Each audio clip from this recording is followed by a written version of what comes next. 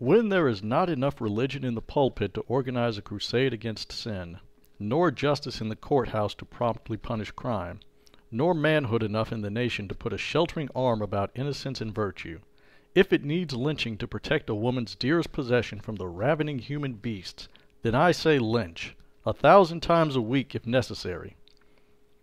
Rebecca Ann Latimer Felton, United States Senator for Georgia, Feminist, August 11, 1897. It's time to have a little chat about true and honest feminists. This article is a year old, but it popped up last week on the subreddit Gender Critical. The website womenintheworld.com article is titled, "Vigilantes are burning rapists alive in a lawless city overrun by violent sex criminals." This sounds like an uplifting read. The article is based on a BBC documentary titled, "My Neighbor the Rapist," by a South African freelance journalist named Golden Matika, who documented various lawless activities in his hometown of Diepsloot, South Africa, a township north of Johannesburg.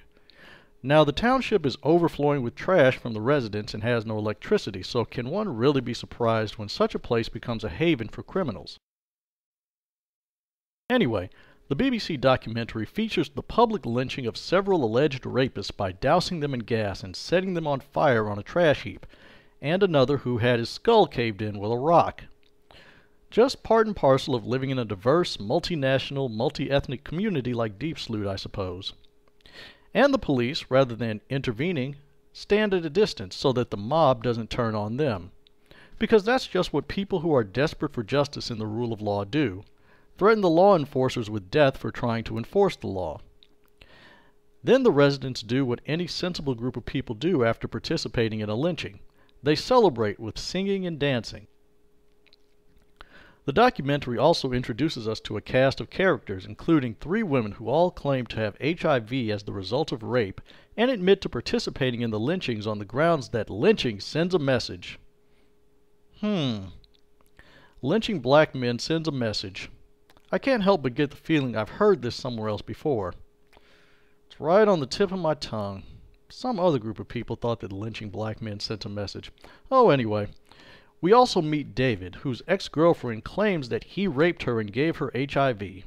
Finally, we meet David, the man himself, who claimed that he raped nearly 24 women, that he got HIV after being raped by a policeman, and that rape made him feel powerful.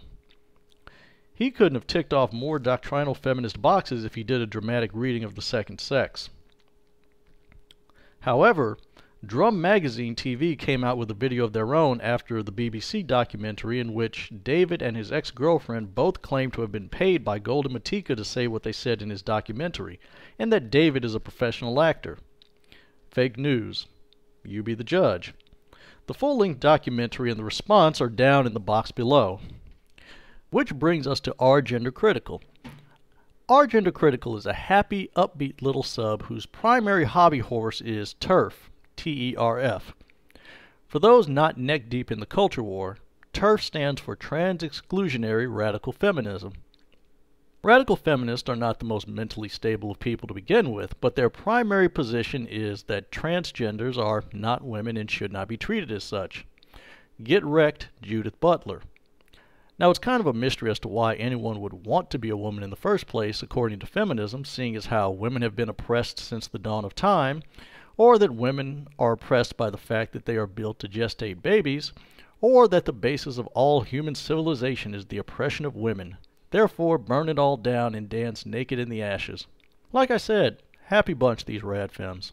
So someone posted this on Gender Critical about a week ago, and they all reacted about as well as one might expect a sub filled with cluster B women with fantasies of committing various acts of mutilation and murder against men would act. Here are a few select posts from this sub. The top voted comment at 125 points. Quote, "I'm not surprised to see Westerners come in here and condemn these women's response to the hell of violence in their lives. But I am going to be clear. If men were afraid of women, they wouldn't pull half the shit they do. If men were afraid of getting castrated for rape, they would think twice. If men are afraid of burning alive, maybe they wouldn't rape every woman they see and infect them with HIV. If men were afraid women will fight back, they might stop. Women are not protected in any country in the world, even less so in the third world. Men use rape as a weapon of war. Women have the right to fight back in any way they can." End quote. So this is some tightly wrapped nonsense. First is the implication that if you are Western, you aren't permitted to criticize the quote-unquote noble savage or his noble custom of lynching people without evidence or trial. You silly Westerners and your due process and such. But she also sings this paean to fear.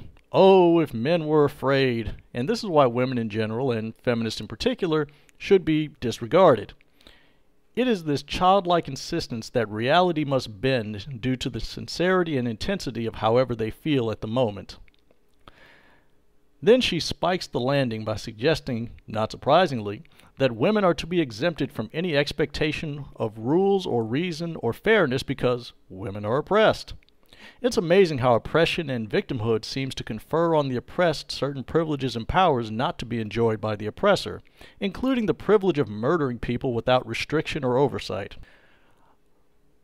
One user replied with 34 net upvotes, "I feel similarly about false rape reports. If men are so afraid of having their lives ruined by a false allegation, then they can police their actions to avoid it. Don't drink. Don't flirt. Don't sleep around or dress provocatively. Act with integrity and measured behavior at all times.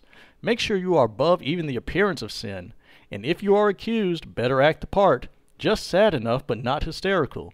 Concerned and serious but not cold or unfeeling. If that sounds unfair, you're right. It's still not close to what women deal with. Leverage."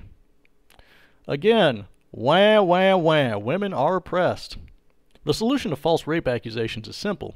All interactions with women are to either be witnessed, documented, or both. ABR, always be recording. Hell, most of you document your lives for Facebook and Instagram anyway. Might as well add some B-roll that serves to cover men's asses. On some level, women enjoy living in fear because they're addicted to emotions. They're like junkies. Our next commenter with 60 net upvotes, quote, two choice quotes from that article. Deep Sloot has been overrun with sexual predators who not only rape and assault women and children with impunity, but have the temerity to openly boast about their crimes. And David, appearing without any disguising his identity, tells Matika that he feels okay knowing that he infected the women with HIV. He estimates that he's raped maybe 21 or 24 women. I'm fuming. These disgustoids in human form get to brag about their crimes and the law does nothing. Normally I'm against vigilantism, but justice is failing these women. Isn't any surprise people are taking matters into their own hands. Later they said some mistakes have been made. No shit. That's what you get when those in the justice system refuse to do their job. Or do they think women should just sit down and keep being victimized? As pointed out before, the aforementioned documentary might be based on lies and misinformation and payment. So, David might actually be an innocent actor just making his way through the world. If I could get people to confess their crimes on camera without promises or agreements, my job would be much, much easier. But that aside, show me the police reports. Are these women actually utilizing the justice system at all? Or are they just exulting in murder and mayhem and this is just an excuse to indulge those instincts? It's kind of like Dexter and the movie Hard Candy. These women might just be prettying up their own homicidal urges as a public service when all they really want to do is just murder people. The next comment with 51 upvotes, quote, I don't like vigilante justice, but at the same time when death is on the line, like getting infected with HIV, you're forced to defend yourself if the justice system won't. We're conditioned to defer to authority, to be gentle, to rise above, etc. And these women are saying, fuck that. So yeah, I get the sentiment. It seems like nothing else is working. If people want the vigilante justice to stop, then the authorities need to do their jobs and put rapists away. Men need to do their jobs and influence others to respect women. We give women all sorts of rules on how to avoid getting raped by men. Don't go out alone, at night, dress conservatively, etc. Well, now these men need to learn how to not get set on fire by women. Don't rape. Don't attempt to rape. Don't harm women. Help them when in need. Treat them respectfully. If you have raped, turn yourself into the prison system or at least run, and you should be good to go. Again, where are the police reports? Was the justice system even utilized or exhausted before the gas cans and lighters were broken out? And if women are so easy to condition, is it really a wise idea to permit them to make policy that affects people who aren't easily conditioned? Just wondering out loud. But it's hard to put rapists away when the complaining witnesses don't cooperate. That means giving a statement, getting the kit done, waiting for the pretrial discovery to take place, attending the depositions if necessary, doing witness prep, again, if necessary, and testifying in open court. And I love the part about men need to learn to not get set on fire because it's a combination of arrogance and ignorance. Let's put on our reason caps and give feminists another option because they are sort of incapable of thinking even one step ahead, let alone two. If a particular criminal knows you mean to kill him, and said criminal is already bold enough to break into your hovel and rape and or murder you, and you have identified yourself as the person who burns criminals alive, then what stops said criminal from thinking to himself, I'd better go get these bitches before they get me. It's a fictional example, but Batman doesn't tell people where the Batcave is for a fucking reason. But feminists are so busy jerking themselves off into unconsciousness that they don't foresee the rational and likely consequences of their actions. Even when you are dealing with irrational people, like criminals, you have to get out in front of them and predict how they will react to what you do, even if what you did is perfectly justifiable. The next comment with 40 net upvotes, quote, considering the slap on the wrist sentences rapists get around the world, this is perfectly rational in my opinion. As long as they're doing their research and not just killing randoms, I'm all for it. Of course they may get it wrong sometimes, but so do the courts. No system is perfect. Rapists deserve what they get, usually much worse than they get. And yet again, we have another feminist glorifying murder, poo-pooing the rule of law, and hand-waving the idea of murdering innocent men. I kind of wish I could hook up William Blackstone's corpse to some type of generator, because the spinning he's doing inside of his grave would be enough to power my fortress of solitude for 1,000 lifetimes. But I suppose to be a radical feminist necessitates reaching a level of psychopathic disregard for human life similar to the phrase, kill them all. God will know his own. However, some brave soul mistakenly believes that reason might prevail on a feminist subreddit. Poor, naive fool. And this comment was downvoted and removed by the moderators, by the way. Agreed. I'm prepared for the downvotes, but honestly, I'm concerned about the state of this sub if attitudes like this are becoming more prevalent. Yes, men are responsible for the majority of violent acts against women. Yes, rape is absolutely a disgusting and vile act. But the solution to this isn't vigilante justice because it only ever begets more violence and perpetuates the cycle. If we condone this type of violence, we're no better than the men committing these heinous acts against women and children. Well, praise fucking Jesus, a woman with 2 brain cells to rub together. Of course, the moderators deleted this comment because, well, we can't have rational thought on a feminist sub. Reason is a cis-hetero-patriarchal construct designed to oppress women, along with everything else in the world. If you disregard the rule of law and turn your society into a battle of who can kill who first, regardless of the justness of the killing, is that really any sort of place you want to live? The next commenter decides to go with brevity, with 38 net upvotes. Goddesses. And someone replies, they're on our side. Well, ladies, if those are your gods, then sign me up for the imperial truth so that the Emperor of Mankind can shut all of this shit down. Another commenter with 51 net upvotes, quote, I'm not crying for the men burned alive. Sorry for the innocent, but not enough to plead with the vigilantes to stop. I would like regular updates on this. I need to know David got his. And here's my problem. Feminists like this like to demand male sympathy. They put on great productions of alternating tears and rage about how men need to give women their sympathy, but when the time comes to sympathize with a man, you know, like an innocent man being lynched, which has happened in Deep Salute more than once, do these women reciprocate the sympathy that they demand from others? Do they in fact practice what they preach? The answer is no. Feminists want men to live and think in a way constituting total submission to the female sex, while the feminists forever and eternally regard men as their class enemies. The next commenter with 37 net upvotes, quote, I believe that the world would be a much, much better place with the male population reduced to 40% of the female population and for female bodies to become like men's in strength and mass. Ah. Again, 37 net upvotes. What commentary can I add to this, kids? Here's another comment that was removed. Quote, everyone in this thread is fucking crazy. Well, you'll get no arguments from me on that one, buddy. And here's one poor woman who was downvoted into oblivion. Vigilante justice is not justice. Obviously, rapists should be punished harshly, but I live somewhere where vigilante justice takes place from time to time, and frequently the wrong person is killed.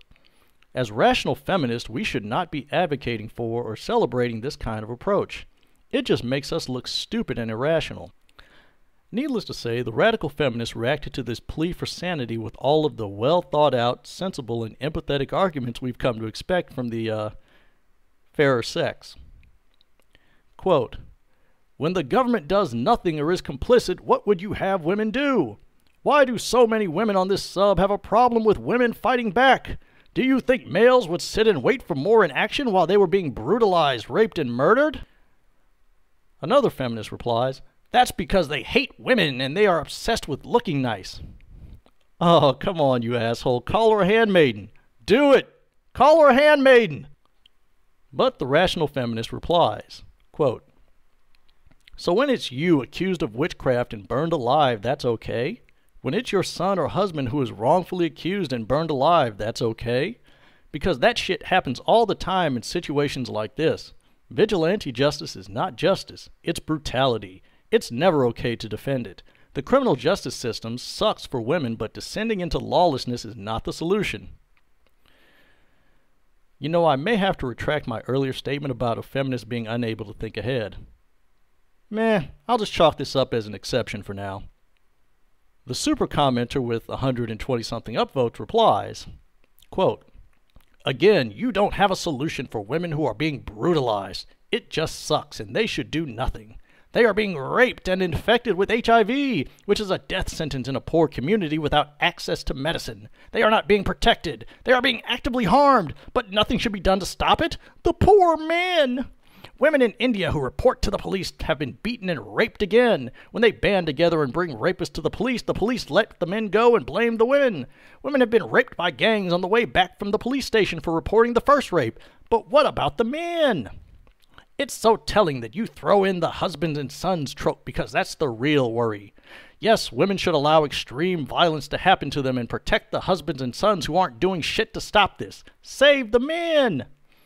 Here's a solution. Men should stop raping. Men should stop being violent. Men should stop other men from being violent if they are afraid women might come for them. Men should stand with women to ensure the police stop this situation. But the one thing that isn't the solution is to tell women to just take it. Yeah, this just kind of goes to show that radfems despise men in general and that neither blood nor affection does anything to mitigate their hatred, while simultaneously condemning men for insufficiently sheltering and coddling and protecting them. And after all of this sneering contempt for the innocent or the complete dismissal of lawlessness when allegedly done on behalf of women, she has a honey-do list for the entirety of men. Men should stop raping. Well, guess what? The majority of men already don't do that, so the point is irrelevant. Men should stop being violent. Well, dear, you need to make up your fucking mind. Should men stop being violent altogether, or is it okay when men, including the police and the lynch mob, do violence on your behalf? Men should stand with women. Okay, if you won't stand with a man in his innocence, why should he stand with you in yours? Again, why should you be given what you refuse to give to others? Reciprocity, how the fuck does it work? The rational feminist attempts to inject reason into the situation. Quote, I am not saying any of the words you are putting in my mouth. Vigilantism has a history of targeting marginalized people in society. It is not the friend of women. Anyone who thinks vigilantism and kangaroo courts are a good idea should do some reading of actual fucking history. Celebrating literal murders because they killed people who maybe committed a crime, no burden of evidence required for the vigilantes, is fucking stupid, and I stand by that. I almost suspect that this isn't a woman, but maybe it is. Maybe it's a rare logical feminist. However, there are no pigs flying by my window, so I'm not sure how to explain this sudden outbreak of actual fairness and humanity on a feminist forum. However, vigilantism does have a feminist pedigree, as proven by the quote at the beginning of this video by an estimable feminist and U.S. Senator. And the final quote, "Burning these fuckers alive is the rational response. I'm cool with it.